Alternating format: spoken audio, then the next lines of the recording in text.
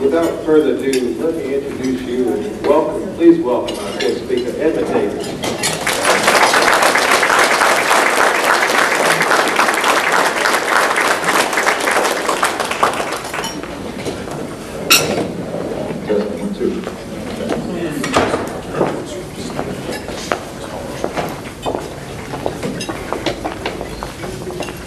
Good evening, everybody. Good evening. All right. Okay. I want to give a special thanks to Colonel Sullins, BPA President, Mr. Hubert Looney, Roseland's chapter, and Mr. Willie Smith of Smith International Airport for organizing and inviting me to share my oration skills with such distinguished guests, pilots, organizational members, constituents, and their family members. I also want to recognize any armed services members, whether they be active duty or retired. Would you all please stand, those armed services retirees and currently active duty.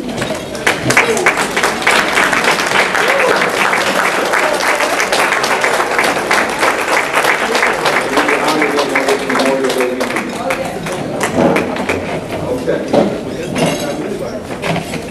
The name of this speech is called Getting Ahead. Okay, so it's an interactive speech where I'm going to need the participation of everybody in here. So while you're feasting, I need you to be listening for key words. Okay, now the key words that we want you to listen to are getting ahead, get ahead, and have gotten ahead. So every time you hear me say those three phrases, I want you to do this.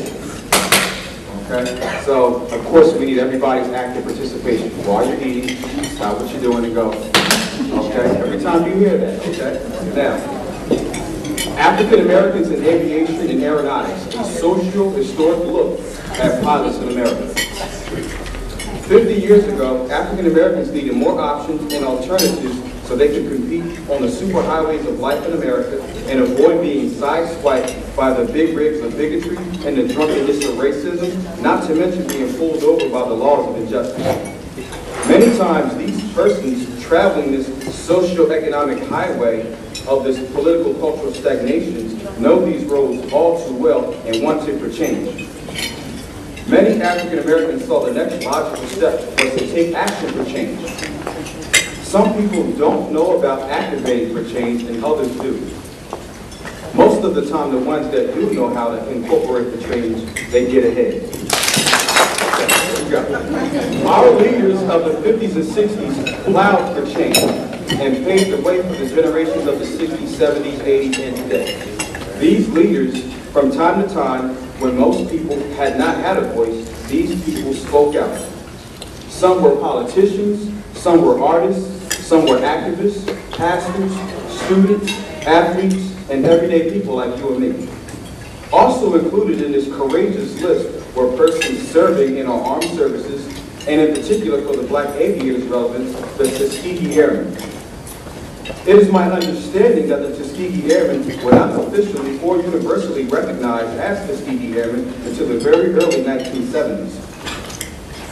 So the sorts of like the Harlem Renaissance artist movements who in the 1920s and 30s, they were not also recognized until the mid-1960s. The Tuskegee Airmen, with the guidance of teachers like Charles Alfred Chief Anderson, the godfather of black aviation, in 1929, Chief Anderson was the first African-American man in the United States to get his private pilot license. He was escorted by Dr. Forsyth in 1932 to become the first blacks to fly transcontinentally and back. These men, these OTAs, were civil rights activists and fighter pilots, having two roles, having dual roles that were led by Chief Anderson. These persons fought in the skies and also fought at home. And so, of course, that was the big thing here.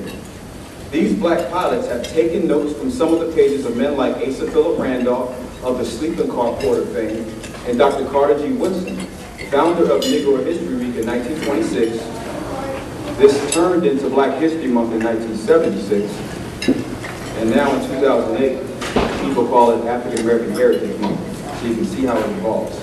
Just in terms of their civil ideologies, from the so-called Freedmen Mutiny of 1945 to what I like to call the Freedmen Unity demonstrations in Indiana, to the appointment of Daniel Chappie James as the first four-star general in the United States Air Force. They have been barking up the trees of oppression long before our American heroes such as Dr. Martin Luther King, Rosa Parks, Medgar Evers, Wiley Rankin Jr., Thurgood Marshall, the Black Panthers, the SNCC, Malcolm X, and countless others.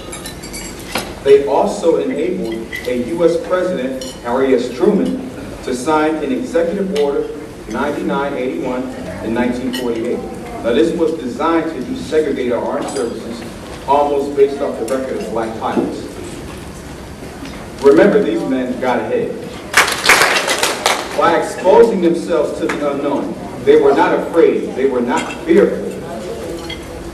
We must acknowledge that the black pilots of America are following the same path in terms of combating ignorance, in terms of challenging inequalities, but under different circumstances today. The BPAs have utilized their commonalities and have organized to assist others. Black aviators have been around long before the term Tuskegee. The term Tuskegee is a Native American term by the Creek Indians, also known as the Creek Native American groups.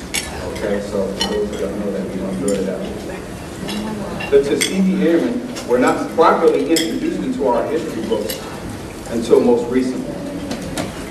Paving the way for some of these guys were pioneers of another sex. Janet Harmon Bragg, who was one of the first African-American women to fly commercially in an airplane in the United States. Bragg was one of 9. He was only one of 9 to be admitted into the Curtis Wright Aeronautical University to study aircraft mechanics. Bragg was also one of the outstanding women at Tuskegee during its evolutionary stages at Moulton Kennedy Fields. She was in the CPTP. But this was short-lived due to sexism and bigotry of a dysfunctional instructor, but she persevered, and she earned her license and was instrumental in helping open up the first black-owned airport in America in Robbins, Illinois. And of course, this is with the assistance of the Challenger Air Pilots Association. This aviation legend also helped the African nation of Abyssinia. Some of you all may know this country's other name is Ethiopia.